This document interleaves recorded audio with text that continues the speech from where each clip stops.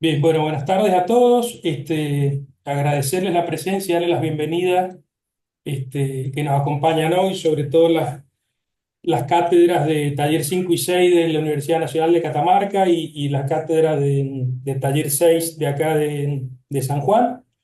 Y agradecerle a otros invitados generales que nos han respondido a nuestra invitación o a la invitación del arquitecto Dutari. Así que bueno, sabemos que hay gente de distintos lugares del país, algunos de afuera inclusive, así que bueno, agradecerle la presencia y bueno, gustosos de poder compartir esta charla con todos ustedes. Este, bueno, por un lado agradecerle a Ian la presencia, siempre su generosidad y su disponibilidad, siempre tan cercano. No sé, Ernesto, si vos querés saludarlo y decirle algo antes de presentarlo. Bueno, no, ¿Qué ahí pasó? me escuchan. Se entrecorta. Un poquito. Bueno, Bueno, no, saludarlo nada más porque me parece que no tengo buena señal acá donde estoy. bien. Bueno, Así que mandarle un abrazo y es siempre una alegría compartir con un amigo, aunque estemos ahora en un ámbito académico. Hace difícil separar la amistad de lo académico, pero bueno, siempre lo hemos hecho, así que Ian, un abrazo y bienvenido a nuestros lugares que intentamos enseñar o aprender arquitectura con los chicos. Un gustazo, hermano. bueno, bueno, muchos de ustedes lo conocen, el arquitecto Ian Dutari, que nos va a dar esta charla hoy. Este, Algunos otros tal vez no, pero bueno, lo presento. Él tiene una extensa trayectoria, tanto académica como profesional. Es arquitecto por la Universidad Nacional de Córdoba. Fue decano de la Facultad de Arquitectura de la Universidad Nacional de Córdoba, como así también fue decano de la Facultad de Arquitectura de la Universidad Católica de Córdoba. Actualmente es secretario de Planeamiento Físico en la Universidad Nacional de Córdoba y también actualmente es docente en ambas instituciones. Tanto es titular de cátedra en los talleres de proyecto, tanto en arquitectura en la Católica como en la Nacional, y también de la cátedra de Sistemas Gráficos de Expresión. Tiene múltiples premios y concursos ganados, tanto a nivel nacional como internacional. Sería difícil de enumerarlos, igual que ha dictado conferencias en varios países y tiene una amplia trayectoria en proyectos y obras de arquitectura. Y particularmente también es amigo de la cátedra, amigo personal, como decía el Ernesto, y sobre todo a título personal, un maestro, siempre se lo he dicho, lo considero mi maestro de formación, así que bueno, agradecido de poder compartir una vez más con él. Así que se los presento, le agradezco la presencia y bueno, le damos la bienvenida. Gracias nuevamente. Gracias, Santi, por la presentación, a Ernesto. Creo que lo único bueno que nos dejó la pandemia es esta facilidad para acceder a estas formas de comunicación e intercambio, ¿no? Antes, compartir un Moodle era una cosa de especialistas, ¿no? De los nerds de la universidad, y ahora todos tenemos estos centros en la punta de las manos o en tu casa, así que la verdad que para mí es muy lindo pensar que estamos compartiendo con los amigos de Catamarca, de San Juan y de distintas partes de acá, de los países vecinos también, algunas ideas, en definitiva, compartir algunas preguntas. Yo voy a poner entre paréntesis todo lo que digo, no quiero, por más que por ahí soy medio enfático, pongo entre paréntesis en duda, son preguntas, ¿cierto? Son, como decía Miguel, convicciones provisorias hasta que encontremos otras, eh, pero digamos, no son otra cosa que disparadores y en definitiva, si me apuras, te digo que es una cuestión de, yo estoy hablando en relación a los estudiantes de quinto año, de cuarto año de tesis de la facultad, de entusiasmarlos con el saber en general. Creo que tenemos acceso privilegiadísimo a la información, pero no tanto al conocimiento, y la experiencia del conocimiento creo que es una de las cosas que nos tiene que ocupar a los profes, es decir, poder entusiasmar en el saber. Eh, y eso, en ese proceso, nosotros aprendemos más que ustedes. Séneca decía eso hace 2000 años atrás. El secreto del profesor es que aprende más que el estudiante. Pero lo que yo aspiraría a poder transmitir es a transmitir el entusiasmo, el amor por lo que uno siente. Ayer leí una idea de Borges que decía que él no enseñaba literatura inglesa, sino que enseñaba a amar la literatura inglesa. Este, y eso me parece que es un poco la clave pedagógica, por decir así, que está detrás del conocimiento. Es decir, aprender implica entusiasmar, aprender implica poner en modo curiosidad a nuestros estudiantes. Creo que ese es el gran desafío. Si hay algo en innovación pedagógica, ya que se habla tanto, eh, no es otra cosa que conseguir entusiasmar a nuestros estudiantes. En esa tónica es que yo diría son las clases que yo preparo, con ese ánimo las hago. eh, y, y también, no sé, uno siente la necesidad de compartir lo que piensa, porque también siente una gran alegría al ir construyendo, es una especie de gran rompecabezas que lo vas construyendo de a poco, y cada vez que encontrás una pieza, bueno, te dan ganas de contestarle, de mostrarla, ¿cierto? Esa es la sensación que yo tengo. Este, eh, Como compartir ese entusiasmo, sería como el espíritu de la charla. Eh, y hemos buscado un tema eh, pensando en el momento del desarrollo del proyecto que están ustedes en este momento en las cátedras, pero también van a ver que todo el tiempo en el desarrollo voy a estar tratando de linkear los temas con otras cosas, porque me acuerdo una advertencia que le hace a Aravena en el libro, creo que Materiales de la Arquitectura, Lugares de la Arquitectura, eh, el actual, bueno, no me voy a saber el nombre porque es un iraní, eh, Moshe Safdie, una cosa así, eh, sobre Aravena le manda el libro, es una serie de libros que son materiales de la arquitectura, los hechos de la arquitectura, lugares de la arquitectura. Bueno, entonces este profe, un profe de Harvard, que fue curador de la Bienal de Venecia hace 2 o 3 turnos atrás, le dice, eh, muy lindo libro, qué sé yo, pero voy a hacer una advertencia. Me tiene muy preocupado, dice, el modo en que enseñamos el proyecto ahora, porque siempre buscamos algún tema sobre determinante, súper importante. Y eso debilita el eje de la proyectación, que es la síntesis, es la relación entre las partes, no las partes. Entonces vas a ver que la clase busca que vos no veas una secuencia de partes, sino que aspires a la simultaneidad, que es la clave para poder, si la mirás con inteligencia, eh, descubrir ese orden que transforma las partes en totalidades. Eh, Estoy citando a Antonio Marina, el filósofo, que dice que la inteligencia es descubrirle posibilidades a la realidad. ¿Mm? Es decir, la creatividad, lo que llamamos creatividad, es eso, es poder ver en las cosas y hacer emerger cosas nuevas que en el fondo salen de descubrir las relaciones entre las cosas. Entonces, el eje de la conversación de hoy está en eso, en ver cómo el sitio y el programa, que son los dos temas que vamos a hacer pie, digamos, en donde vamos a hacer pie, están en clave proyectual cuando los puedo relacionar con otras cosas. Y el tema es que no hay método para esto, porque las cosas con las que se relacionan son muy variadas. Entonces, tratar de reducirlo a un método es un error.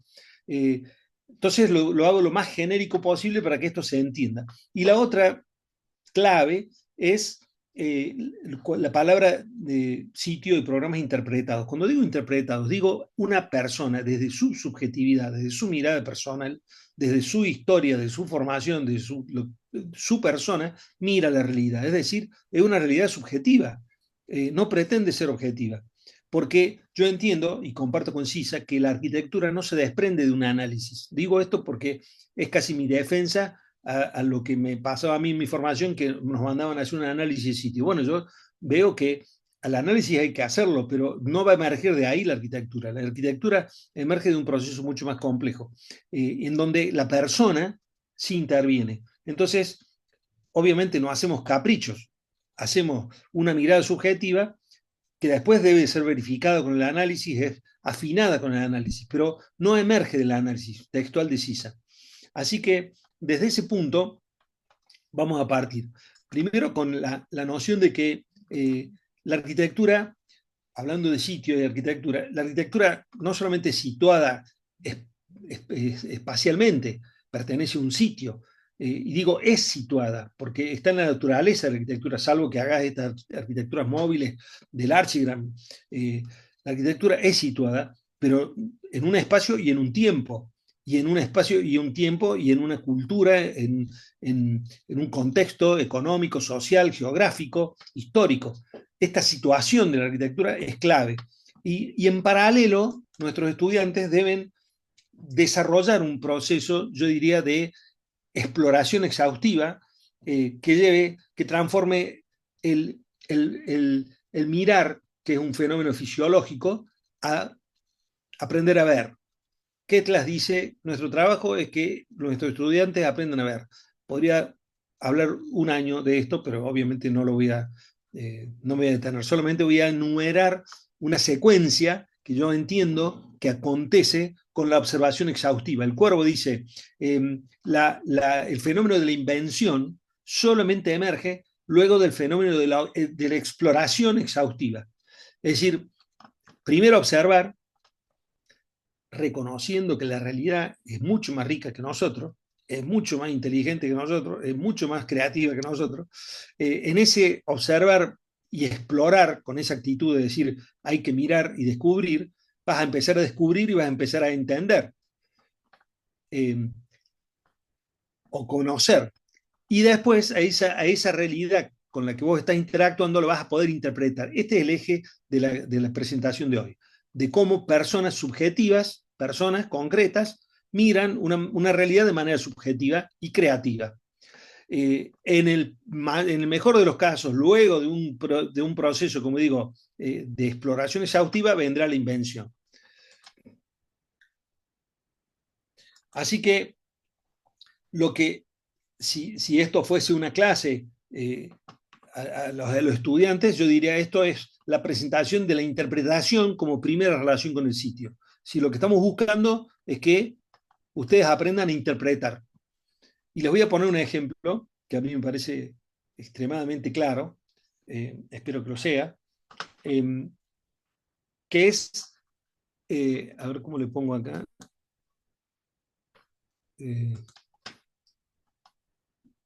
Bueno, va a ser con el cursor como láser. Esto es la ciudad de Donostia, mal llamada San Sebastián, en el País Vasco. Este es el río Urumea, esto es el Océano Atlántico, el Mar del Norte, y ves esta sucesión de playas. Por ahí en la punta de una de estas playas está el Peine de los Vientos, de Chillida. Les recomiendo a los estudiantes, miren el Chillida, miren el Peine de los Vientos, que es una obra estupenda.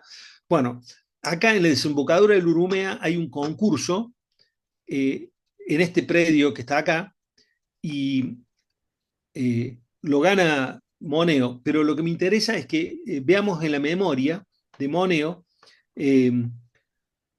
cómo explica él el ABC del proyecto. Dice, les leo la memoria, dice Moneo, el predio del Cursal, que así se llamaba una vieja construcción que había ahí en la punta de esta bahía, el predio del Cursal es hoy todavía un accidente geográfico. A mi entender, es crucial que lo siga siendo. Él dice, a mi entender, se está poniendo en una decisión personal. Lo interesante es comparar otros proyectos en donde no ven esto. O sea, no es una realidad objetiva, es una interpretación del sitio. A mi entender, es crucial que lo siga siendo. Que no desaparezca la condición al transformarse el solar en ciudad, perdiendo así los atributos naturales que aún conserva. De ahí, por esto, es decir, la interpretación de da criterios de intervención, dice, de ahí nuestra propuesta para el auditorio y la sala de congresos, pieza clave del complejo, pieza clave del proyecto que se está pensando, las entienda, dice, como dos gigantescas rocas que quedaron varadas en la desembocadura del Urumea. No pertenecen a la ciudad, son parte del paisaje. Bueno, todo esto es una interpretación subjetiva de Moneo. No es que sea cierto, no es que lo analice y emerge eso, sino que en la mirada personal de él descubre esto. Voy a hacer dos rocas porque para mí esto es parte de la geografía y no de la ciudad. Esto es una foto del mismo predio cuando todavía estaba.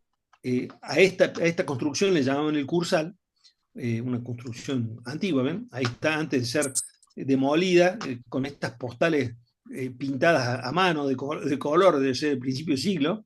Ahí se ve la rompiente con esa roca. Este es el texto que acabo de leer. Y en el concurso vos ves que efectivamente propone, primero son dos piezas, una plataforma y estas dos grandes rocas.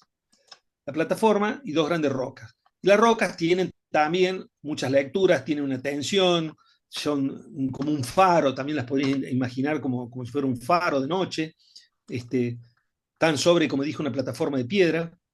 Ahora, si esto fuera un ejercicio académico, yo te diría, anda al lugar y recórrelo, y si vos fueras el alumno moneo, me vendrías con esta foto. Es decir, esta foto resume tu mirada sobre el sitio, porque ahí hay dos rocas, y decís, bueno, yo lo que voy a proponer son otras dos rocas. ¿Ah? Es decir, para ver, ahí estoy poniendo el proyecto de Moneo, esto sería una interpretación. Esta imagen ilumina el problema, citando a Enrique Miralles. Esta es una imagen que ilumina el problema. Vos vas acá, una persona mira esto, otra persona vio otra cosa. Y es interesante ver en los concursos cómo hay muchas soluciones. No hay en la arquitectura una solución correcta. Hay muchas soluciones correctas. Y como dice Taura, una cosa puede ser cierta y lo opuesto también puede ser cierto. Así que esto es interpretación. eh, Moneo las vio caminando por la playa, pero yo las podría haber visto, por ejemplo, en la postal que les mostré recién, estaban las dos rocas. Las podrías haber visto ahí, qué sé yo. Por eso digo que es subjetivo. A mí una cosa que me interesa y que uso mucho en docencia son las sagas históricas de los arquitectos, de cómo se van enlazando las historias personales. Este es Álvaro Alto, con quien trabaja Hudson alrededor del 46. Esto es George Hudson, el autor de la ópera de Sydney, que trabaja, un joven moneo, trabaja para él en 1961, y trabaja justamente en el proyecto de Australia, de la ópera de Sydney, en donde en 1945, 48, por ahí, Hudson había viajado a América y le había impactado la arquitectura mesoamericana y básicamente la invención de la plataforma sobre la que están ubicados los templos de todas las culturas mesoamericanas. Y él habla, dice, los mayas inventaron la plataforma porque descubrieron que con la plataforma accedían a un mundo con sol y con luz y sin humedad y fresco. En cambio, abajo de los árboles estaba un lugar húmedo, oscuro. Entonces, la plataforma es la interpretación que él ve detrás de la arquitectura maya. Y es en buena medida también algo que aplica a lo largo de su obra. Si pensás en la ópera de Sydney, es un zócalo que es idéntico a las plataformas mesoamericanas, ubica los servicios abajo y las grandes salas arriba. Por eso no es raro, y por eso digo lo que estaba contando recién de Rafa, de Moneo y de Hudson, que cuando Hudson se harta de los australianos y se refugia en el Mediterráneo, en las Islas Baleares, creo que, en Mallorca, usa esta lógica de la plataforma para instalar la casa Lis como refugio, digamos. Se construye él, ahí lo ves a Hudson construyendo él la casa. Creo que Sumter en la capilla esta que hace que quema el encofrado, está también como un europeo, no nórdico, pero sí alguien de estos países con poca luz, fríos, está haciendo una seña al maestro. En la casa Lis, yo diría que si tengo que pensar qué interpretó Hudson en el lugar, dijo, yo quiero más mar. Entonces va a realizar dos o tres operaciones muy simples, pero en donde todas convergen a la idea de enfocar el mar. La primera que vas a ver es, acá no sé si alcanza a ver en el vídeo, pero él usa esta ventana en donde el marco está oculto y genera una especie de efecto, dijera Le Corbusier, de recorte de la naturaleza para transformarla en paisaje. Que el recurso técnico de esa idea es muy simple. Lo que hace es simplemente oculta el marco por fuera, acá vamos a ver el detalle, que el detalle tecnológicamente es absolutamente simple. Vos ves un listón atornillado, pero que genera esa idea de acercar, de recortar la naturaleza. Pero la otra cosa que hace, fíjate, es abocinar en planta y en corte, estos son dibujos de Hudson, la ventana para acelerar, digamos, enfatizar, digamos, la perspectiva. De esta manera se ve como, digamos, completamente enfocada, digamos.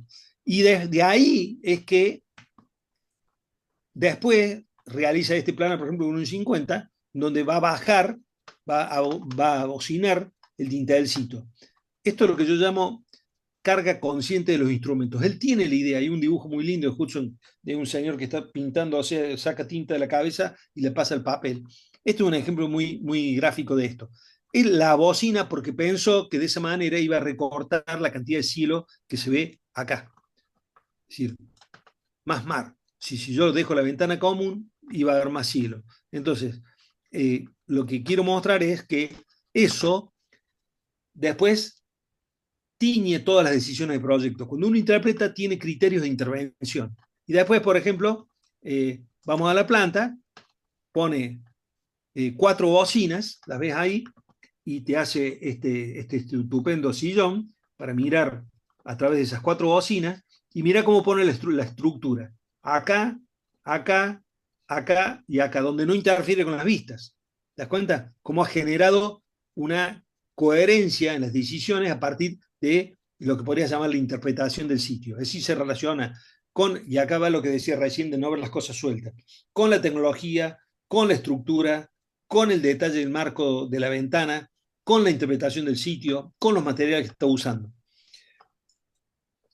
Otro ejemplo estupendo de arquitectura sintética, una obra maestra, es la biblioteca que hace Louis Kahn para la Academia de Philip Exeter, que está en un pueblito que se llama Exeter, en las afueras, o sea, está a una hora de Boston más o menos, lugar, digamos, teñido por esta idea de que en Boston está el MIT, está Harvard, digamos, es como el lugar de radicación de las grandes universidades americanas, entonces las ciudades satélites son como de servicio universitario. Ahí lo convocan a Kahn para hacer una biblioteca y en alguna medida, no voy a hablar mucho de este edificio, pero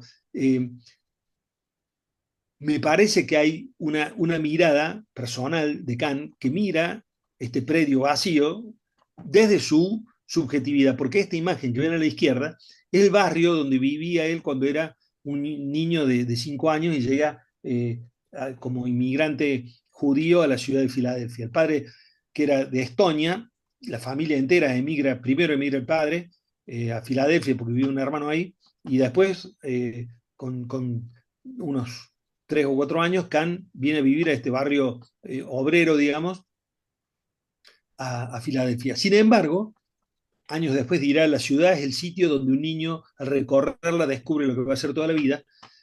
En alguna medida, esa vivencia del lugar de pequeño le queda marcada para toda la vida, porque yo veo una especie de referencia del barrio a la obra. Esto es la ciudad es un pueblo de Exeter. Está a una latitud bastante alta, hace mucho frío. Yo tuve la suerte de ir una vez en invierno y no te puedo decir el frío que hacía. Mira, este día, por ejemplo, hacía máxima 8 grados, bajo cero. Esta es la máxima, ¿no? Así que, digamos, un lugar que primero llueve mucho, es muy húmedo, pero es extremadamente frío. Y ese dato de cómo de ahí puede generar, hay 1000 ideas, pero yo voy a tomar solamente esa para decir cómo es que piensa Kahn la primera implantación del edificio. Él dice lo siguiente: de todos lados hay un lugar, vos pensás, una biblioteca, un espacio público de un campus universitario en donde hace frío y llueve, y tenés todas las facultades, todos los edificios académicos alrededor. Entonces dice él, ¿cómo va a entrar al edificio? De todos lados hay una entrada. Si corres bajo la lluvia para llegar al edificio, puedes, viniendo desde cualquier punto, encontrar tu entrada. Es una entrada en relación al campus. Después, o sea, el edificio te ofrece una galería, no una puerta. Una galería que es indistinta, no tiene diferenciación, las fachadas son 4 fachadas iguales, y después, en un momento, te encontrás una puerta menor de aluminio eh, que nos va a llevar, vas a tener una disyuntiva. Hay una planta baja de servicios, muy bajita, donde vos dejás la bicicleta, te sacás la nieve de las patas, tomás un café, lees el diario, qué sé yo, pero después, o sea, acá se ve la planta baja y acá entras al gran vestíbulo que tiene como 20 metros de alto, en donde te reciben los libros, el saludo de los libros, dice Kant, el encuentro de los que no están con los que están. Absolutamente monumental, pero está diseñado todo el ingreso con esta idea de que el edificio te da la bienvenida, te protege del frío, te invita a entrarlo por todos lados, como dice Kant. Eso es una interpretación del sitio para mí. Creativa en relación a un montón de cosas, al programa, al clima. Bueno. Seguimos, ahora bajamos un poco, estamos en Boston. Fíjense, esto es el Boston Yard, se llama, perdón, el Harvard Yard. En realidad estamos frente a Boston. Esto es Cambridge. La Universidad de Harvard se aloja en una ciudad que se llama Cambridge, pero es casi como si fuera un barrio de Boston, ¿no? Está cruzando el río. Esto es lo que ve Le Corbusier cuando lo visita allá por 1958. Sert, el catalán, que había compartido con él los Siam, y era como su discípulo, uno de los grandes discípulos catalanes de Corbu, junto con Bonnet. Sert era el decano de la Facultad de Arquitectura de Harvard, entonces lo invita a dar conferencias, y en ese marco es que le encargan a Le Corbusier la construcción de un centro de artes visuales, es como si fuera la Facultad de Bellas Artes. Y este es el corazón del campus de Harvard, esta es la planimetría.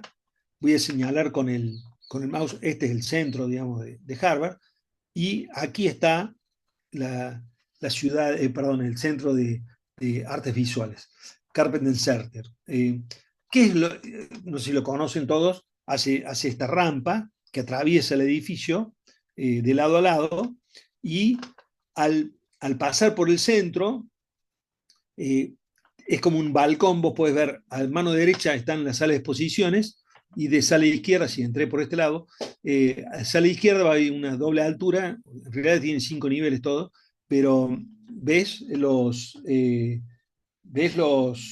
perdón, los talleres, es decir, la gente trabajando en las obras de arte, escultura y pintura. Es decir, que invita al transeúnte, puede ser alguien que no sea estudiante de la facultad, a atravesar la calle, como ven en esta planimetría, está lleno de diagonales, y él va a proponer una diagonal más, porque es gracioso, porque en unos apuntes que él hace, lo que advierte que esto está en el borde, entonces como estrategia para unir, propone una diagonal más para que los transeúntes atraviesen su edificio. Es lo que ven aquí. Acá se ve la doble altura, esto es el área donde están los chicos trabajando, y del otro lado está el área de exposición. En los bocetos que hace, esto es el 1 de abril del 60, fíjate, están los elementos con que va a trabajar, los pilotes, hay bastante desnivel entre una calle y otra, entonces dice, voy a poner pilotes, acaba de pintura, escultura, exposiciones.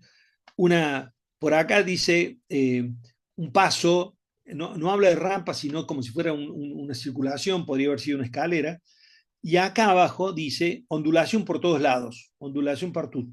Y fíjate, dibuja, que esto es una cosa que vos lo sentís cuando estás ahí, en amarillo, porque el Corbu siempre dibujaba muchas veces con lápices de colores sobre los dibujos, hace dos rayas, una amarilla acá arriba, que es la rampa que él propone, y otra que es por el subsuelo. Vos te podés comunicar las dos calles, o subiendo, viendo el interior del edificio o no. Y en el otro croquis que hay de Corbusier sobre este edificio, eh, también ves que acá se queja de que en realidad está, está fuera del centro del campus y sin embargo ya han comprado el terreno, pone acá.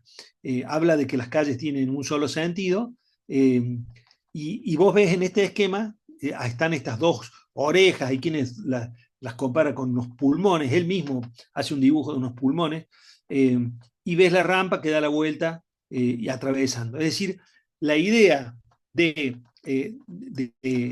obviamente es una referencia a la promenada arquitectural, a un paseo por la arquitectura, están todos los puntos de vista que vas generando a medida que vas paseando, y esta decisión, digamos, de la rampa, de invitar a los estudiantes a atravesar, sale de la lectura del sitio.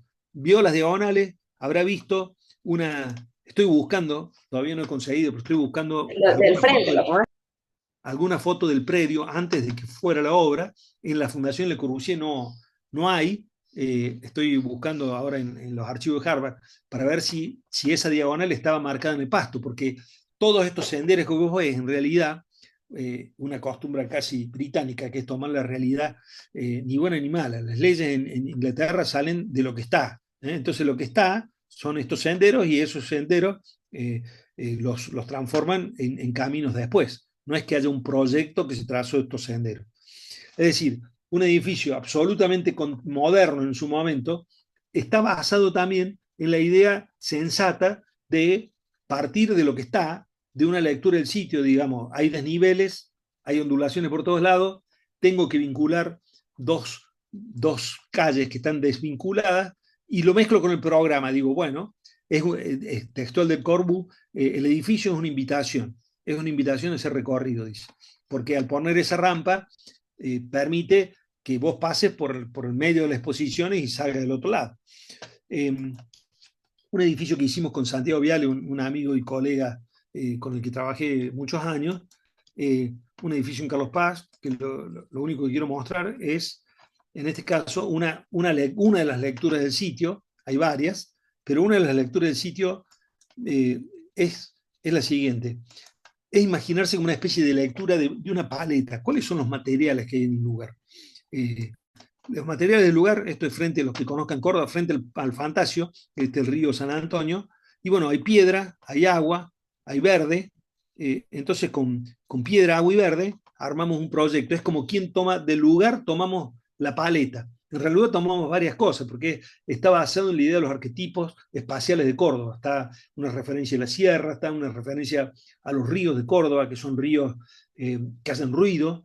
Vos podés ir si vas para el litoral, no son esta especie de animales geográficos que tienen por ríos, ¿no? El Paraná, el Uruguay, el Río de la Plata, son estos ríos silenciosos. En cambio, en Córdoba el agua canta, digamos, así como nosotros cantamos cuando hablamos, el agua canta.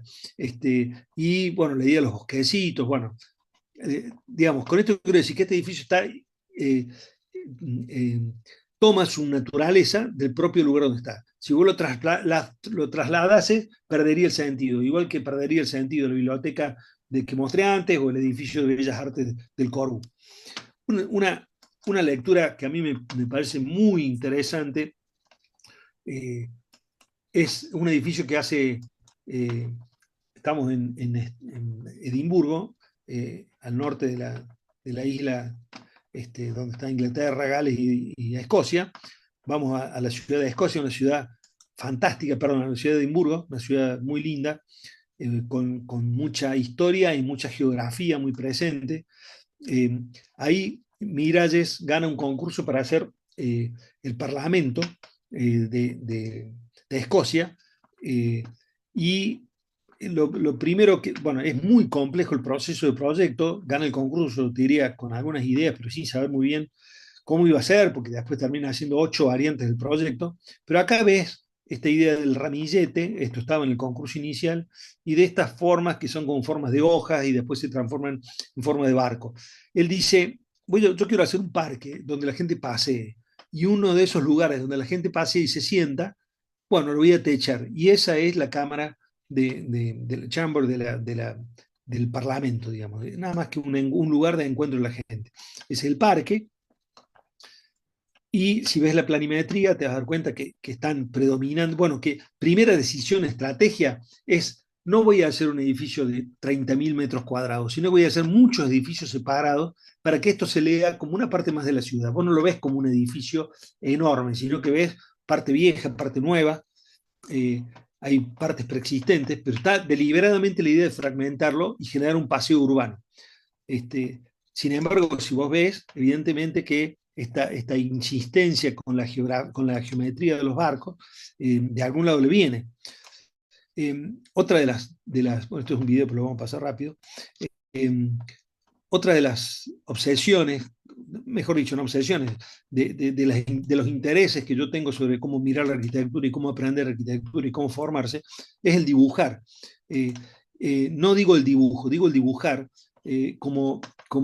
no como resultado plasmado en el papel, sino como una experiencia mental del que dibuja, como forma de interpretar, como forma de entender, como forma de llevar lo visto al interior, decía el Cuervo.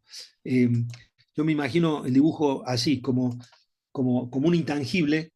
Por ahí tengo un texto que se llama El dibujo invisible, porque es eso, el valor del dibujo entendido como forma de interpretar.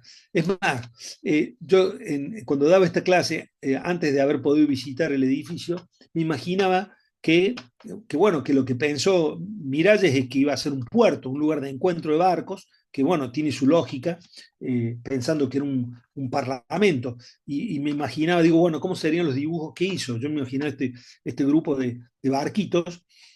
Cerca de Edimburgo está Glasgow. Esto es la Escuela de Artes de Glasgow, que es una obra de Mackintosh, que fue no solamente arquitecto muy conocido, sino fue el intendente de Edimburgo, y la ampliación, el ensanche de Edimburgo lo hace Mackintosh. Y cerca de Edimburgo, en realidad a 1 hora y 10 minutos, van a encontrar un castillo que se llama Lindsfarne Castle. Eh, Así que cuando vayan, se toman un bus y van para acá. Edimburgo ahí está, Glasgow está ahí, a 1 hora y media en auto por la autopista 1, y vas a encontrar un castillo ahí. Este castillo es muy, muy famoso porque si ustedes han visto la serie Vikingos, ¿ah? Este mozo, así dejó el castillo en mil, no, en mil nada, en el 793 después de Cristo, lo atacaron los vikingos, lo hicieron pelota. Hay algunas ruinas, después se habrá reconstruido, como todas estas cosas. Pero lo que me interesa, que este castillo es muy famoso, es que acá cerca del castillo, en esta playita que está acá, vamos a hacer un zoom en la playa, vas a encontrar unos barcos, acá se pesca arenque, y hay unas célebres barcas invertidas. Vos pones barcas invertidas de Escocia y te va a salir esto. Los barcos, cuando ya estaban rotos, los pescadores los daban vuelta y lo usan así, como un refugio para guardar sus pertenencias, las redes y los instrumentos. Ahí ves al fondo impecable el castillo y las famosas barcas invertidas Linford. En sí mismas son una belleza, es casi una pieza de land art, ¿cierto?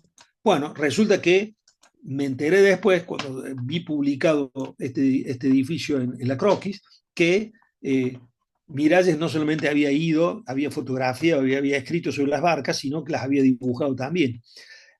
Y el más dice, esto, y cita lo que dije recién, esto es una imagen, un dibujo que ilumina el problema. Y después dice, yo voy a hacer parte, sé que los barcos van a estar presentes. Esto lo pueden ver en la croquis donde está publicada el edificio de Edimburgo.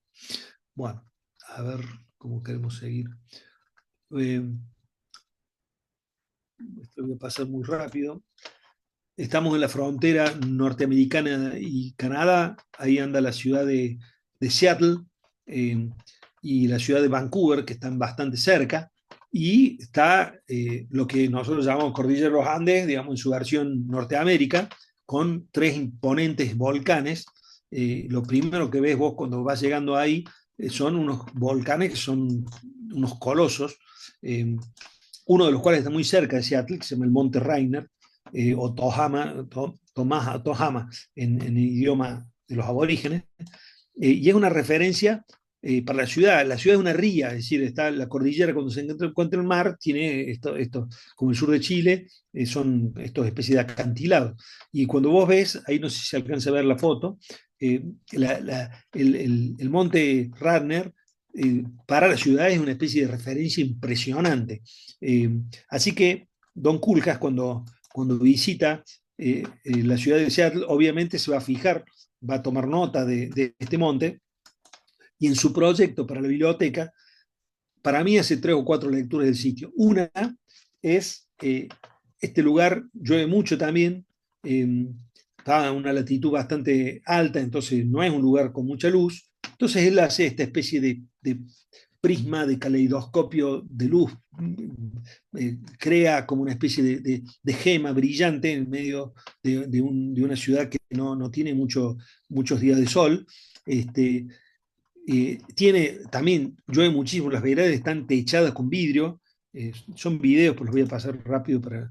y del otro lado, o sea, tiene 2 calles principales, la avenida está ubicada, la biblioteca está ubicada sobre 2 avenidas, una tiene mucha pendiente, una mira hacia el Monte Ragnar y la otra mira hacia el puerto, que hay un famoso mercado, ahí bueno para comer centolla, y, y también hace una especie de juego con una papiroflexia, diría yo, con el lenguaje de las torres de vidrio que inventó Mies van der Rohe y que pululan por Estados Unidos. Es decir, hay una especie de reuso, de resemantización de ese lenguaje.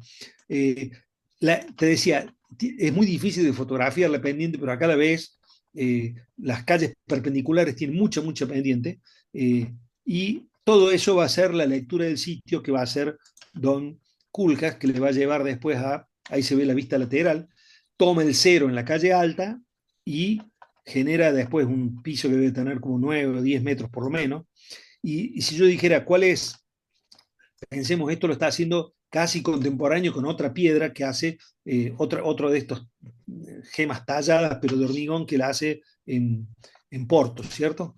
Acá lo ves a Kuljas explicando el proyecto, y no es casualidad que tenga, como en una biblioteca, 4 libros apilados, y acá te está diciendo que la calle tiene mucho desnivel, mucho pendiente, y que acomoda estos libros, los apila, uno mira al monte, otro va a mirar al puerto, y genera espacios entre los libros, estas cajas que, eh, que ordenan el espacio, que no son losas apiladas, son cajas sobre cajas y con espacios vacantes. Bueno, vamos rápido, no es una clase sobre este edificio, sino solamente ver que, cómo interpreta Kuljas el sitio. Yo diría que si vos fueses estudiante y estamos teniendo esta clase, me podrías traer, si el sitio era esta idea. Es un lugar en donde la gente se envuelve con una capa transparente para poder vivir en medio de la lluvia y el frío. O me podrías haber traído este dibujo en donde me decís que hay una gema apoyada en un triángulo de piedra, en donde genera espacio entre las cajas y esa piel. Es decir, estos son interpretaciones del sitio. Esto podría ser otro en donde me demuestra este juego que hace de descalzar las cajas en relación al paisaje, las desapila. Bueno, y como siempre, dibujar para entender, dibujar para interpretar, y vas a darte cuenta que en realidad es un gran espacio público, una plaza cubierta, con un uso típico de Kuljas de montaje cinematográfico, donde cada espacio tiene un carácter distinto, los ensambla con la circulación. Bueno, es muy complejo el tipo. Y apila entonces este programa, ya no son globitos en una planta, sino que es programa dando forma a una voluntad formal que viene explicada por toda esta idea que estoy contando. sea que en el fondo no es raro que esto le venga también de su mirada personal. Este mozo vive y trabaja en Rotterdam, el puerto más grande de Europa. Con razón que los holandeses andan jugando con los containers por todos lados y apilando. Pero viajan con eso, porque yo digo, es una mirada subjetiva y personal que te acompaña. Vos mirás con tu historia personal. Cuando Kulja tiene que hacer un centro de convenciones en Agadir, que es Marruecos, puro desierto, con algún otro que otro oasis y algún otro captcha, los barrios típicos de esta zona del mundo, ¿qué hace? Para mí, mi interpretación, le toca trabajar acá y ¿qué hace? Apila tres paisajes y hace un sándwich. Lamentablemente, esto es una obra de 1995, no la hizo, pero toma las tres lecturas del paisaje y hace un sándwich con esas tres lecturas. ¿Ah? 1990, el centro de convenciones, centro de convenciones en la costa atlántica de Marruecos. Es decir, transforma la interpretación del sitio, recrea esos paisajes y hace una capa superior en donde pone un barrio, que acá en el programa son las habitaciones del hotel. Abajo están las salas del centro de convenciones y acá hay una gran plaza que está tomada como abajo son las dunas, el desierto, este es el paisaje, el paisaje del oasis y arriba el captcha. Este es el corte y si ves acá, perdón, y si ves aquí ves que el programa está metido dentro de esos espesores, ¿no? Lo muestro porque es algo con lo que hemos venido trabajando en los cursos que yo doy a esta altura del año. Es decir, la idea de que no envolves el edificio con un muro de 20, sino que lo envolves con espacios, una idea cañana. Estas son las plantas, ¿eh? Que son hijas obviamente del Palacio del Gobernador del Corbu. Es más, fíjate en esta planta de Culjas, le pone una de las columnas del Corbu ahí, ¿ves? Eso que se ve ahí. Bueno, sigue Don Culjas, vamos a pasar a ver los discípulos de Culjas, MBRDB, siguen apilando, son estos jóvenes holandeses que han tomado la senda del maestro y bueno, siguen mirando desde su subjetividad. Es decir, esto no es otra cosa que la artificialidad, que es la tierra de Holanda, que básicamente es un producto de los polders, de estos diques, donde ganan terreno en el mar y hacen puertos. O sea que es absolutamente coherente con su propia naturaleza. Así que, obviamente, que vamos a mirar el análisis del sitio, pero emergido de una interpretación y de una valoración personal. Eso te va a dar criterios de intervención para las escalas que vayas trabajando y los proyectos que vayas a hacer. Y voy a terminar con una referencia al programa. Estoy salteando un montón de pasos, pero en un momento los trabajos que hacemos sobre los sitios nosotros no terminan, sino que en un momento proponen una cierta voluntad formal, como he mostrado, sean los barcos, sea apilar cajas, bueno, algunas de estas ideas pertinentes emergidas del encuentro de una situación con una persona, yo le llamo eso una especie de voluntad formal o síntesis formal, la encontrás con una tipología, o sea, es un centro de convenciones que funciona así o así, es un hotel, es una biblioteca, es un palacio de congresos, bueno, no sé, es un parlamento, puede ser muchos usos, pero a mí me gusta relativizar el uso, sería motivo de otra charla, no lo vamos a plantear ahora, pero básicamente, dicho brutalmente, la arquitectura la puedes interpretar de muchas maneras. Me gusta a mí pensar que es la meditación sobre el espacio para que el espacio evoque un sentimiento adecuado, un uso previsto. Esa es mi visión, tomada una mezcla de Kant y otras cosas. Pero simplificado, es una actividad humana puesta en sitio, brutalmente. Entonces, si el sitio es este escalón y la actividad humana es esta caja, el encuentro entre caja y escalón es lo que, digamos, reduce al mínimo esta dimensión de actividad situada, digamos, reduce al mínimo estos componentes esenciales de la arquitectura, los cuales nosotros lo trabajamos en escala 1 en 200 en una maqueta, siempre pensando en las maquetas como sitios de exploración, no son maquetas terminadas, no nos interesan las maquetas terminadas, sino las maquetas que te sirven para descubrir relaciones formales y escalares. Y una sugerencia es para evitar los procesos lineales, para alojar la complejidad. Miralles decía, me interesa la arquitectura compleja, esa que no oculta me interesa la arquitectura, perdón, la arquitectura honesta, esa que no oculta la complejidad que lo origina, dice.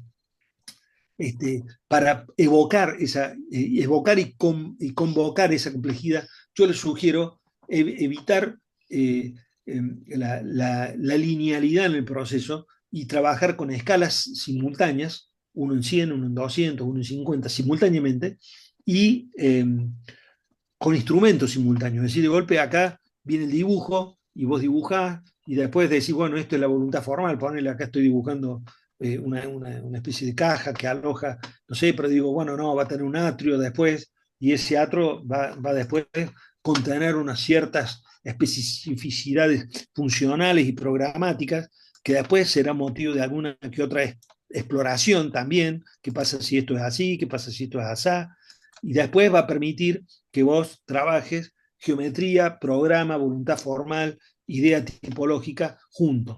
Para eso nosotros usamos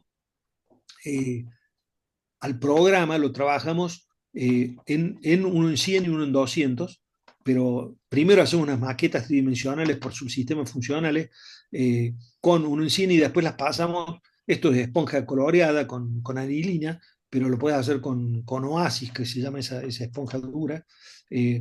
Trabajamos la tipología en 3 dimensiones y trabajamos la tipología con una imagen, citando a Sumter. Ya hay una voluntad formal, una imagen por detrás o acompañando este proceso. No son procesos ni bidimensionales ni meramente cuantitativos, no son superficies prescritas por un cliente, sino que son protoedificios en donde la mayor cantidad de variables que puedas imponer, mejor. Y acá ya estamos o sea, pasamos del 1 en 100 a 1 en 200, nos estamos ubicando en una esquina de un barrio pueblo de Córdoba, San Vicente, que tiene una singularidad urbana, que son estas ochavas al revés, y esta es la situación de la tipología puesta. Primero analizamos la tipología abstracta y después la ponemos en el sitio con una orientación, con un ancho, con un largo, con una accesibilidad, con una normativa, con un clima, con un entorno, y de a poco se va formalizando, y después lo asociamos con un trabajo que hemos hecho antes que esto, que es un trabajo sobre la luz como materia, de llevar la luz al interior, y con esta idea de Peter Sumter, en su libro Atmósfera, que se lo recomiendo, de abordar el programa con una imagen. Cuando Sumter hace este bosquejo de la gruta, la caverna que va a alojar el agua en el rito ancestral del baño de los humanos, está partiendo de esta idea de la caverna con estas grandes piedras que se abren hacia un abras de la montaña, ¿cierto? Después alojará el anteproyecto y dirá, bueno, acá vienen los baños, acá viene la caldera, acá viene el lugar de los masajes, acá guardan las escobas, no sé, el programa. Y después, digo, porque son la ideación, anteproyecto, ideación es todo esto que he venido trabajando. Anteproyecto es, entiendo todas las decisiones que tomaste, las formalizo, pero no puedo construir con un anteproyecto, porque el paso que sigue es la proyectación, que es definir instrucciones para construir eso que has pensado. Pero eso que has pensado es crucial, porque si no pensaste nada más o menos coherente, esto es una construcción, no es arquitectura. Y todo eso emerge con un clima artificial propicio para algo. Rossi decía, la arquitectura es la construcción de un clima artificial. Y esto es un clima artificial, no sale después. Esto está puesto en la primera raya que hace Sumter, que es esta. Ahí está el germen de lo que va a ser esto. Pero acá, hablándole a los estudiantes, vos fíjate que estoy relacionando el programa con una imagen, que son cosas distintas, digamos, evitando justamente la secuencia. Vos tenés que aprender a descubrir vínculos entre las partes de la arquitectura, de modo de ir de la secuencialidad a la simultaneidad. El proyecto es una mirada simultánea sobre las cosas. El desafío de los estudiantes es conocer las partes, y el desafío de los profes es que los estudiantes conozcan las partes, aunque sea a nivel idea, para que intervengan. Por eso nosotros disparamos todas las variables a nivel idea al principio del proceso. Yo ahora estoy viendo la estructura de un edificio que no sé nada de cómo va a ser. ¿Pero por qué? Porque manejamos la estructura a nivel idea. Idea. El sistema de núcleos de arquitectura visible e invisible o servicio como idea. Eh, Les prometo que casi estoy terminando. Eh, Moneo en Estocolmo va a ser un museo. ¿Qué ves? ¿Qué es lo que ve? Ve una isla con estas fachadas perforadas con pequeñas ventanas, y veo torres, muchas torres. Eh, Ese obviamente puede ser como una primera interpretación del sitio. Hay un montón de islas que forman la ciudad de Estocolmo. En su proyecto participan eh, las torres para iluminar, porque claro, vos tenés que liberar las fachadas en un museo para poder tener donde exponer. Entonces hace una referencia a las torres del entorno para iluminar el trabajo. Esta es la vista planimétrica, así se va a ver el edificio cuando está terminado. Pero lo que quiero mostrar, ahí es el detalle de las lucernas, que está muy linda, es cómo se ve el edificio de Moneo. Ahí tenés la lucerna y esta es la fachada. Pero voy a decir, ¿cómo hizo para generar estas ventanitas en el museo? Bueno, lo que hizo, muy simple, en el programa, ¿eh? Puso, acá se ve en rojo, en rojo está la circulación, en amarillo las áreas de exposiciones, y acá, para poder generar fachada con las ventanitas y ligarse al entorno, porque eso lo respeta del lugar, pone el programa del el bar, por ejemplo. Entonces el bar disfruta las vistas en un lugar en donde si no pondría algo que está totalmente cerrado. Entonces el edificio Moneo se enlaza con el sitio a partir de una interpretación que la resuelve con una parte programática en este caso. Por eso me gustaba hablar de programa situado, de interpretación de sitio y programa situado.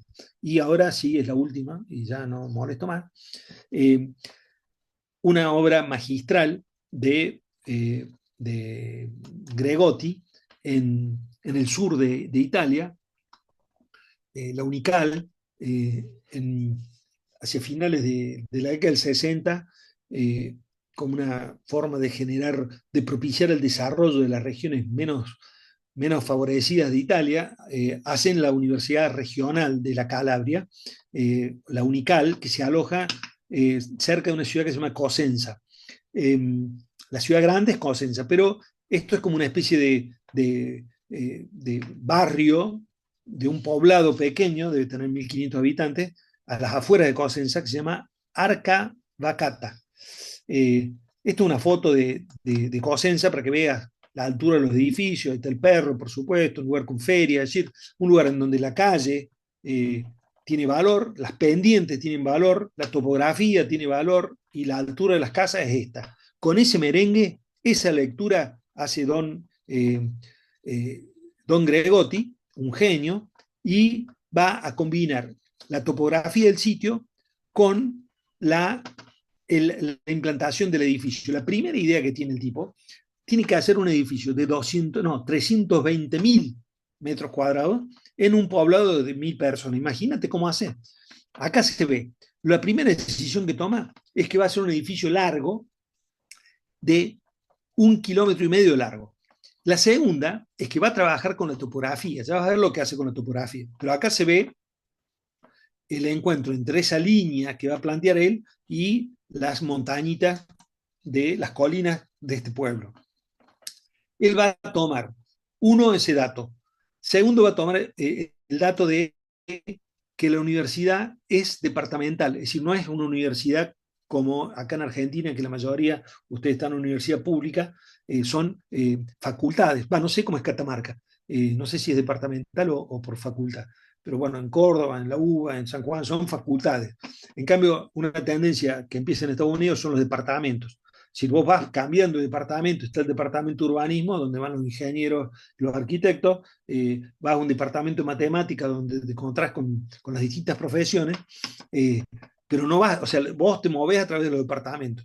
Y él lo que propone son una serie de departamentos, que son como 20 más o menos, no sé, o no, menos 15 acá, que tienen varios cubos, son cubos de 25 por 25 de lado, pero que el alto, la altura de ese edificio va cambiando según la topografía y según el tamaño del departamento. Entonces lo que hace es combinar la altura del departamento con la topografía. Vos ves acá, es uno de los vallecitos y va colocando estos volúmenes que pasan 2 niveles, 3 niveles, 4 niveles. Pero hace otra cosa, genera una calle midiendo de arriba a abajo al segundo nivel, es decir, replica la escala de Cosenza. Hay una calle pública donde hay protestas, la gente camina, viste que no al cohete somos buena parte venido de los italianos, es como sentirte en tu casa, acá hay una calle con festejos, con líos, qué sé yo. Esa es la calle que él propone. Abajo de la calle va a proponer otra calle técnica de, para logística, es decir, por acá entra el señor que trae el toner para el plotter del departamento urbanismo, o vienen los sándwiches para el bar, o vienen los libros para la biblioteca. Es decir, una idea recontra vieja, pero es esta superposición de las calles. Entonces, en síntesis, la lectura que hace el del sitio, que es el encuentro, digamos, es una lectura muy compleja porque está combinando la topografía del lugar con el programa, con la escala de la ciudad de Cosenza. En definitiva, ahí está una manifestación. Así se ve, ahí se ve, ves cómo está el vallecito acá y va cambiando la altura de los departamentos. Bueno, una obra maestra, producto del encuentro de una mente creativa con una circunstancia que incluye el lugar. Bueno, muchas gracias por la paciencia. Acabo de batir un récord de velocidad, porque son las 4 y 5 minutos. Así que bueno, gracias a todos por la atención. Espero no haberlos aburrido demasiado. No, para nada, y los agradecidos somos nosotros, la verdad que más que claro, más que explícito como siempre. Y yo antes de dar paso a algunas preguntas, mientras la van pensando, este, haciendo abuso de tu tiempo, por supuesto, y No, no, sí. Mira, ido rápido, primero para no aburrirlos tanto, y segundo para dar espacio a la conversación, que me parece el espacio más interesante, que es donde podés construir mejor. aburrir nunca, podríamos estar varias horas, pero no importa. No, simplemente hacer dos reflexiones Sí, eh, cortitas. La primera, lo que hablaba al principio sobre la docencia y sí, sobre todo la docencia en general y la docencia en el diseño, que tiene que ver con esto de, como decía, contagiar, entusiasmar, es decir, y creo que esta es una charla como todas las tuyas que buscan eso, es decir, que uno se involucra, que uno a partir de acá, y esto a mí me pasaba, por eso también te citaba como maestro, pero uno a partir de acá sale a buscar un montón de cosas, ¿no? Entonces eso me así es. parece muy sugestivo, muy sugerente, mejor dicho. Y lo otro respecto de la interpretación del sitio y estas miradas desde la historia personal, es decir, estas miradas que va teniendo cada uno desde su formación, y me hacía acordar a una frase que siempre se le hemos escuchado a César Naselli, también maestro de maestros, esto que decía que mientras más culto sos, mejor diseñador sos, es decir, toda tu cultura podés hacerla decantar y podés utilizarla a la hora de hacer estas interpretaciones y en consecuencia estas propuestas, digamos, ¿no? Así que bueno, nada, quería hacer como esas dos menciones. Mira, me das pie para esto último que has dicho de la mención de César. Ahora que falleció el Pepe Mujica, Sí. yo le escuché, en la universidad le dimos el honoris causa a Pepe Mujica, y en ese momento él dijo una cosa que a mí me quedó grabada y me parece extraordinariamente potente, eh, que es el mayor regalo que te hacen al nacer es la cultura humana, es participar de la cultura humana. Yo lo suelo, es más, es una forma de empezar el cursado del año esta idea de que reivindicar para la arquitectura el pertenecer a la cultura humana. Es las ciudades junto con el lenguaje son las creaciones más potentes de nuestra especie. Eh, y vos pensás que si yo les pongo este ejemplo a los estudiantes, les digo, mira, si vos la cigüeña, en vez de tirarte en Catamarca, o San Juan, te hubiera tirado en Borneo y caíste en una selva, te agarra un orangután, son el mismo tipo, con la misma inteligencia, pero no tenés un vidrio con agua corriente que abro de una canilla, no tengo un celular de donde puedo dar una clase en San Juan si tengo ganas, no tengo una computadora, no tengo luz, nada, volví al día cero. ¿No tenés esos me libros que tenés perdí. allá atrás? ¿Cómo? Esos libros que tenés allá atrás, tampoco los Claro, todos conocías. esos libros son ese regalo que nos hacen cuando nacemos, que nos transforma en herederos de 300.000 años de evolución y de 6.000 años de ciudades y, digamos, que nos plataforman, nos lanzan bueno, a nuestra experiencia de vida. Pero si no, sería un monito perdido en la selva. Claro, Eh, entonces, eso es la cultura humana, la invitación a poder partir desde ahí en vez de partir de cero. Y por eso es tan importante y tan raramente necesario, porque nuestros estudiantes, no estos maravillosos 50 alumnos que tengo acá, pero todo el resto de los estudiantes del planeta, leen bastante poco y desconocen enormemente este regalo disponible. Por eso a mí me gusta hacer estas relaciones con la historia. Hoy, hoy me contestó la Fundación Le Corbusier y el segundo dibujo que mostré, ese dibujo nunca lo había visto yo. Es decir, pero lo vas construyendo, por eso dije que era una especie de construcción. Vas construyendo y el desafío también de los profes es poder poner a los estudiantes en clave curiosidad, por un lado, y segundo, que interpreten lo que estamos diciendo, porque el riesgo de los profes es dar una clase de posgrado en el grado. claro. Que yo, suponete que estoy en primer año, ¿no? Estoy en primer año y digo, eh, me siento y digo, eh, eh, ¿cómo se llama este muchacho? Ramírez, en el Museo Antropológico de México, del DF, hace una relación, una referencia a la escala mesoamericana. Vos podés decir, che, yo no conozco, no fui al museo, pero lo conozco de fotos, qué sé yo.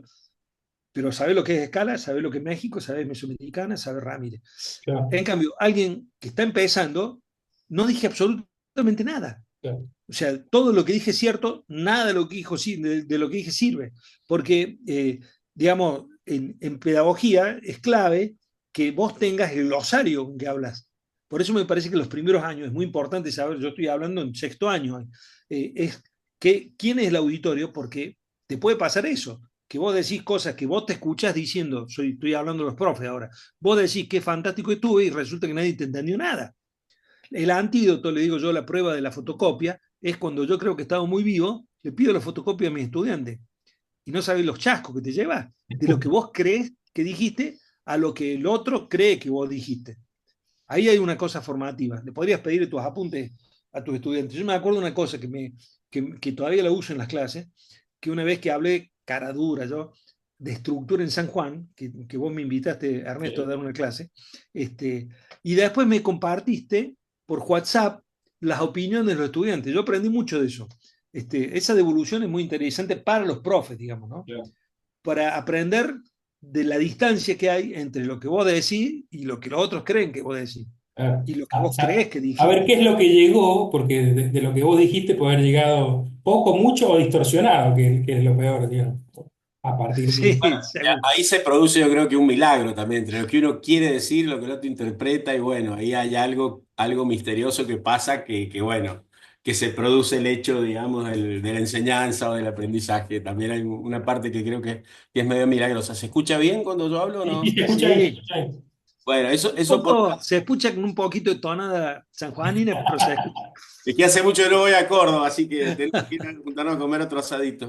Ahí está. Mirá, Ian, me gustaría que comentaras, porque vos has estado mostrando ahora, haciendo una relación de, digamos, un poco la conciencia o el proceso proyectual, cómo está en los grandes maestros, los grandes arquitectos relacionados a vivencias o a miradas que han tenido de la cultura disciplinar, digamos así, o de Sí, las obras de arquitectura, ya sea en viajes o no. Y me parece muy interesante, pero es como una relación del proceso de diseño con hechos construidos o con hechos, con objetos preexistentes, por así decirlo. sí, A mí me resultó muy interesante, y aparte lo he vivido al lado tuyo, cuando vos, digamos, un poco inspirados por todo lo que nos enseñó César, tenías las bitácoras, que seguramente las seguís teniendo, donde hacías sí, dibujos exploratorios sin un objetivo, digamos, Sí, sino construyendo como problemáticas, como dibujando cosas intuitivamente, sí, cosas que se... Entonces generaste una serie un montón de imágenes en tu cabeza que después yo he visto todo ese proceso, cómo vos fuiste dibujando un poco jugando, llenando sí, bitácoras, y después esas bitácoras, esas imágenes aparecen así es. en la obra de ahí de San Antonio, aparecen en el hospital. Entonces, a mí me parece importante, ¿y por qué digo esto? Porque nosotros, tanto en Catamarca como en San Juan, el taller se divide en cuatro módulos. Uno de los módulos es teórico y el otro, el que estamos ahora, es un módulo, digamos, a la manera de César Naselli, de generar objetos o situaciones o exploraciones sin mucho sentido para que generen justamente esos insumos que decíamos, pero me refiero a insumos que son como de un origen abstracto, ¿me explico? Que a veces Sí, uno puede interactuar con la realidad, con el paisaje o con otras obras de arquitectura, pero a veces está bueno que uno haga esa introspección y empiece como a sí. desarrollar Tenés que, mundos mira, propios, ¿no? Que después aparecen. claro, lo que pasa con el dibujar es una cosa muy extraña. El dibujar no es algo que se aprende, es algo que se olvida. Los chicos dibujan desde siempre y después lo dejan de hacer porque empiezan a incursionar en otros lenguajes que son más populares, pero te olvidaste de cómo dibujar. Yo doy una clase sobre esto, en donde la primera foto sería, como el título sería Dibujamos desde siempre. Eh, es por un lado el bisonte de Altamira y por otro lado un chico dibujando que aprende solo. Vos preguntale a tu mamá si no le rayabas con crayones en la pared. Es decir, los humanos dibujamos antes de hablar. ¿Eh? ¿Qué cara tenía? Del mozo de Altamira no sabemos nada, pero el dibujo tiene 15.000 años de antigüedad y es lo que llamaremos hoy una obra de arte. Sabemos qué comían, cómo, de su vida, lo único que lo sabemos por un vestigio que quedó grabado en una piedra. Yo creo que en arquitectura es esencial dibujar, pero no en el sentido del dibujo como una herramienta de comunicación, no en el dibujo como un sentido eh, de, de- no en el sentido habitual del dibujo que uno dibuja para comunicar, sino vos, mi consejo a los estudiantes es dibuja para vos, no le mostré a nadie el dibujo, dibuja feo. El primer problema que tenemos es que le hace juicio estético a todo lo que hace. Vos haces una raya y querés que esté linda, porque si no el profe va a decir, no, no se la mostres al profe, dibuja para vos, dibuja para vos. Eso es el secreto. Retoma, porque nadie te tiene que enseñar esto, retoma lo que sabías hacer a los 5 años, que después dejaste de hacer porque aprendiste a nombrar las cosas.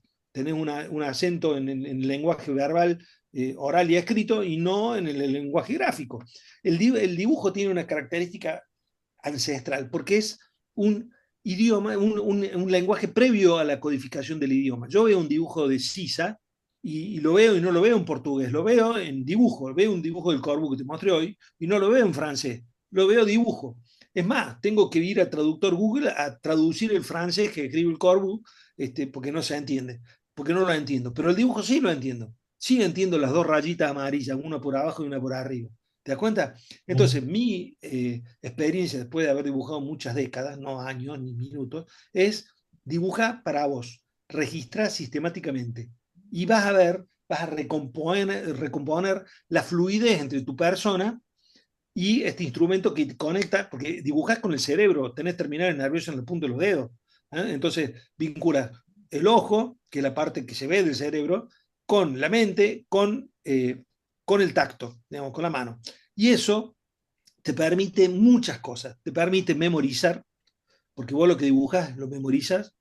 eh, Te permite interpretar, te permite, digamos, podés, me- te pongo un ejemplo, ahí mostré muy rápido un dibujo de Parlamento de Edimburgo, que es extremadamente complejo. Bueno, y usé el dibujo para entender qué diablo estaba haciendo el tipo, y de ahí saco la idea de este está haciendo un barco, me puso un barco arriba de la, de la, del Parlamento, y así era, pero lo decodificas por un sistema de atención y memoria que es el dibujar.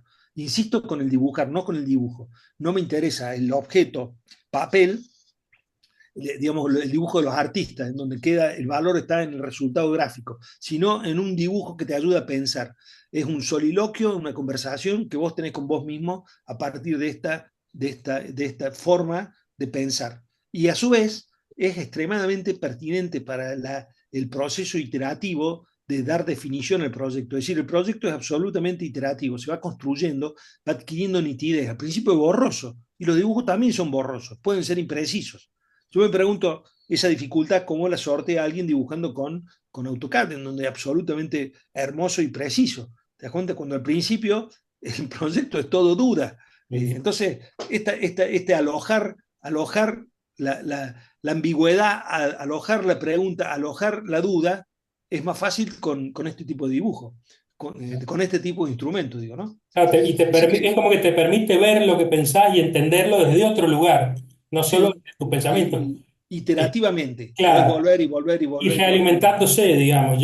Bueno, después de, no quiero ser otro referencial, pero yo todavía me hago las bitácoras a la vieja manera, Claro, las enseñaba vos y César, y sigo dibujando para mí, porque honestamente claro. me considero no un buen dibujante, no digo que sea pésimo, No, estoy ese lejos de es poder el Para exponer. problema. pensar, es para Tenemos que pensar. transmitir a los estudiantes que nos alejemos del juicio estético. Claro, exacto. Mira, Le Corbusier era un gran dibujante, un artista, pero mira los dibujos que hacía el Sí, tipo. ¿Vos te crees que va a convencer a un cliente con eso? No. claro. ¿Por qué? Porque no se lo va a mostrar a Era nadie. para él. Eran para él. Claro, Es más, abajo corté la imagen, pero dice llamar por teléfono, pedirle las fotos Kodak a no sé quién, ¿viste? Son apuntes de él, claro, claro. claramente. Y dice en un momento, dice, hoy estaba yo traduciendo ese croquis del Corbusier, la parte del texto, y decía, che, no está en la plaza principal, pero sin embargo ya compraron el terreno, dice.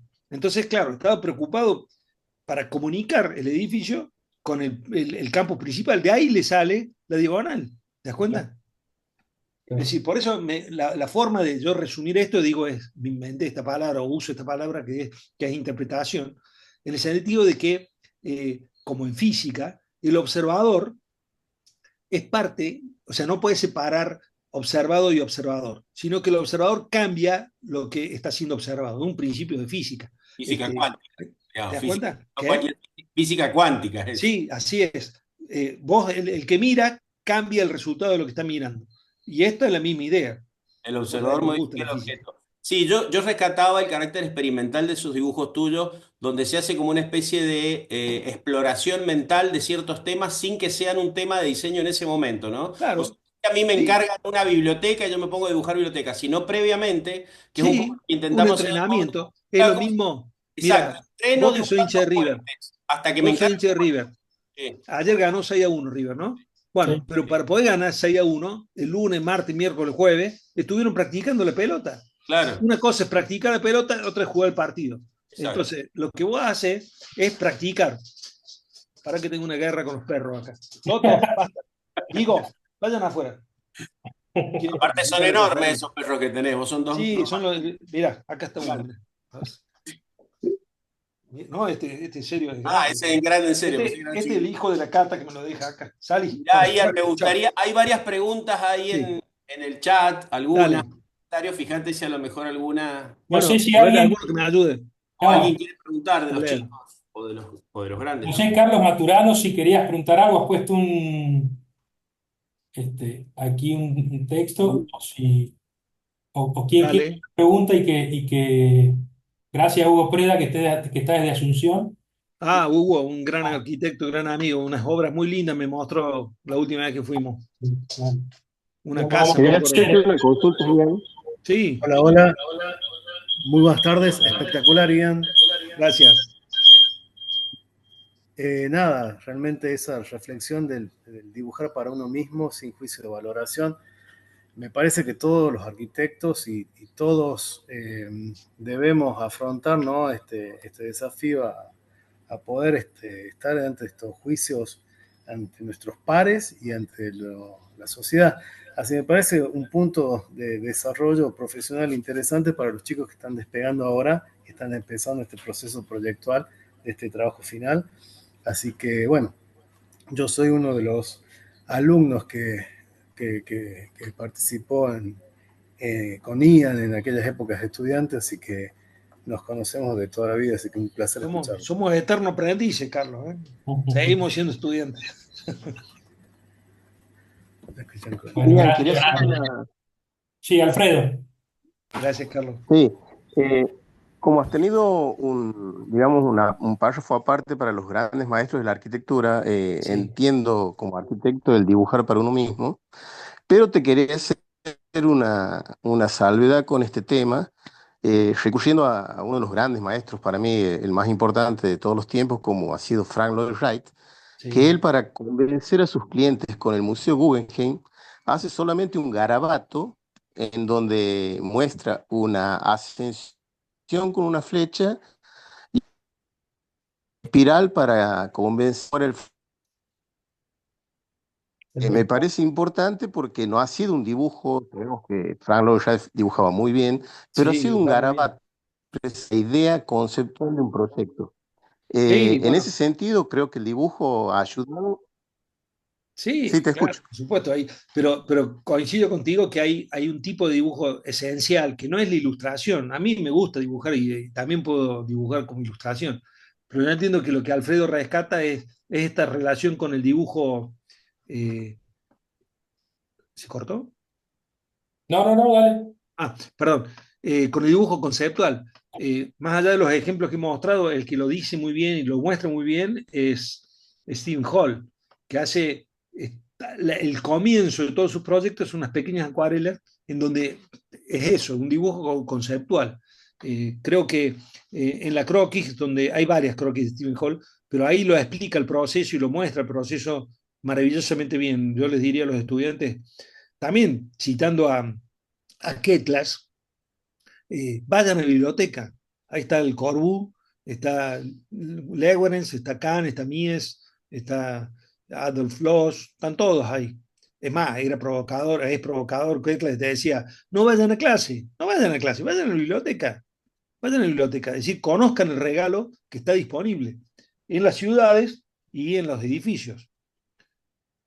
¿Algún estudiante que quiera preguntar algo? Alguien, Sería un milagro, porque por lo menos a mí me pasa en Córdoba, ningún estudiante habla, pero totalmente. ¿Alguien quiere hacer una pregunta, algún estudiante o fuera? Facundo creo que está por decir Facundo, algo, pero Hola, está buenas muteado Facundo. Ahí tardes, está. arquitecto. Arquitecto Santiago, Hola. ¿cómo está? Un ¿cómo gusto estás? poder hablar con usted. Tengo una pregunta de algo que había mencionado hace un tiempito. ¿Qué tanta diferencia, que usted lo vio, que era por otra charla, lo dijo, pero que me quedé un poco ahí? Dijo, ¿qué tanta diferencia existe entre el lenguaje del proyecto, que obviamente es un resultado de cierta interpretación del lugar, con su uso? O sea, ¿está ligada una a la otra o son exclusivamente asuntos paralelos, digamos? No sé si me No, logro. no, no, vuelvo a mi idea de que la arquitectura no se desprende de un análisis. Yo lo que he estado tratando de mostrar es que en realidad es un pensamiento, es más, epistemológicamente creo que nos miran a nosotros como una forma de pensamiento, porque tenemos que desarrollar esta forma, esta capacidad de ver todas las cosas juntas. El paréntesis que he hecho es que el ver todas las cosas juntas implica tres mirares al menos, para decirlo brutalmente y esquemáticamente, cosa que no me gusta, pero hay una mirada inicial de idea en donde todas las variables de la arquitectura, al menos las principales, deben estar en el momento ideación. Porque si no, después o le agregaste la estructura, o le agregaste los núcleos, o le agregaste los espacios técnicos, le agregaste. Es decir, eh, tenés que poder conocer las componentes para poder manejarlas en el momento ideación, para manejarlas en el momento anteproyecto y manejarlas en el momento proyecto. Pero van todas juntas. Por eso el énfasis es subrayar, mira, acá Moneo, por ejemplo, ve la isla, ve la fachada, pero después con el programa te genera la imagen que él quiere. Porque sabe que el bar puede tener ventanas y la sala de exposición no. Entonces, cuando pone el bar, dice, no, al programa bar lo pongo en el waterfront para tener las ventanitas como si fuera Estocolmo. ¿Te das cuenta? Entonces, básicamente es un pensamiento en donde integras y relacionas todas las variables. A veces hay, obviamente, en todos los proyectos hay un acento en una cuestión, un acento en otra. Pero si vos analizás, y ahí sí analizás, te das cuenta que sí ha tenido en cuenta la mayor cantidad de variables más importantes. Y eso es lo que llamamos buena arquitectura. Es el conseguir relacionar creativamente todas estas variables que estén en juego. Porque yo te podría agarrar cualquiera de estas obras y hablarlas en términos de estructura, hablarlas en términos de espacio, hablar, qué sé yo, mil formas. Y esto, hablando de los profes, o en clave profe, yo uso el análisis de casos, o sea, te presento una obra, que en el año hago 3 o 4, eh, eh, y te muestro esa convergencia de variables a fin de hacer la arquitectura detectable. Pero que veas todos los layers que tiene en cuenta. Y vuelvo a la idea de Miralles. Me interesa esa arquitectura honesta que no oculta la complejidad que le da origen, dice Miralles. Miralles es un tipo extremadamente interesante de mirar. Difícil de leer, es difícil de leer. Kant es más fácil de leer, por ejemplo, porque el tipo es docente y es un filósofo, pero el tipo explica. Eh, Miralles es mucho más oscuro, es mucho más poético, muy complejo. Pero de a poco le vas descifrando cuáles son las claves. Evidentemente, él no está partiendo de cero. Ninguno de estos tipos parte de cero. Todos parten de referencias históricas recreadas. No tendría ningún mérito que vos agarres la planta, los planos de Ronchamp y hagas Ronchamp en donde vos seas Facundo. Pero sí sería bueno que entiendas, por ejemplo, podríamos hablar también de una clase sobre Ronchamp, de qué ideas tiene y de dónde viene. Te das cuenta de la relación con los huesos, con los dólmenes y los menires, con la luz, 200 lecturas. Este, es decir, a veces, por eso yo insisto en lo no método, a veces el acento está en el programa, a veces el acento está en la estructura, a veces el acento está en el uso, pero finalmente no son vectores separados, siempre están interlazados entre los, digamos, siempre están emergiendo del pensamiento arquitectónico, que eso es un poco lo que estoy Y ahí tratando de está decir. la complejidad de la arquitectura, ¿no? O sea, Exactamente, estas no es múltiples, lineal, no es no es lineal, y lineal, junto, toda la vez, este, eso, haciendo interferencia exactamente. interfaz. Bueno, no queremos quitarte más tiempo, sabemos que estamos No, en sí, yo estoy tiempo disfrutando. este, Capaz que los chicos ya se quieren ir a tomar un ajustado. café. No sé si alguien tiene alguna pregunta más, sino para lo que decía recién de no inventar de cero. Miguel Roca siempre decía, nada inventa nada de cero, si no nos pasaremos inventando la rueda. Decía. Claro, Claro, siempre sería fatal. vas tomando posta, digamos. Claro, exactamente. Este, Tu obligación, nosotros somos seres históricos. ¿Eh? Es lo mismo que decía el Pepe Mujica, tenés que conocer el legado y dejar legado. claro, exacto. Bueno, agradecidos como Gracias, Facundo. ¿Eh? siempre, agradecidos como siempre de tu generosidad y tu disponibilidad. Y bueno, No, un si gusto. no hay otra pregunta, ya te dejamos en libertad. Dale, después me mandan, como siempre, Ernesto, un WhatsApp con los Sí, chismes. obvio. Con las apostillas, como se Ya, decía. ya en algún momento estas charlas serán personalmente, planearemos algún viaje con los alumnos de San Juan y los de Catamarca Ahí para ir a está, Córdoba. con mucho Así que bueno, gusto. Claro, ya vamos a ir, ya vamos a ir. dentro de poco será eso Otro planificado. día mostramos las obras. Claro, Exacto. sí, sí, sí, La totalmente, próxima, esta es la totalmente. primera, esta es la introducción, digamos. Después Yo mostrar. pensé y me había ilusionado, digo, la próxima vez va a ser con una punta de espalda a la cruz de Claro, San Juan, pero veo que no. Bueno, bueno, sí, Me, pero también. me clavaste un pollo en el albardón y después saliste corriendo. no, no, acá te esperamos siempre con punta de espalda, no sé, en Ese, Catamarca. ese fue el Ernesto, no tengo nada que ver. Mirá, bueno, Bueno, bueno, no, gracias a todos. agradecidos desde ya, Ian, y bueno, como Después, siempre. Santi, pasame después si lo El- grabaste a esto, Está sí, sí. grabado. Está después grabado y editas, seguramente lo ponemos en YouTube también en la dale, página en el canal de la cátedra. dale. Así que después te lo Le comparto. editas la parte de donde lo muestro al Toto y al Vigo y lo subimos. Bueno, gracias a Editamos todos, todo che, un esto. gusto. Bueno, muchas Chao, gracias. chao. Gracias. Ian, nos vemos. Chao, chao. Está bien. Después, Chao. chau, Muchas chau. gracias, Ian. Un abrazo grande.